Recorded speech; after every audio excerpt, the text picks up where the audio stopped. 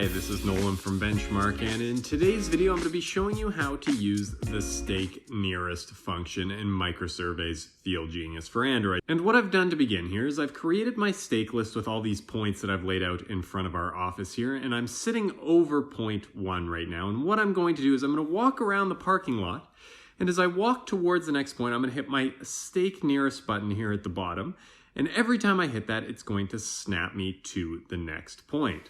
And you can see here as I walk around the parking lot, I just continually am hitting that stake nearest button, and it's going to always bring me to my nearest point by absolute distance. So this is ideal if you have a point layout that maybe makes sense in the office, but not in the field. You can just keep hitting this stake nearest button to get you back on path. And that is everything for today's video. That is how you use the stake nearest option to quickly snap between points in Microsurvey's FieldGenius for Android. And if you have any questions about anything you've seen in today's video or any questions you've seen about anything on this YouTube channel, please give us a call at 1-888-286-3204 or visit us on the web at bench-mark.ca.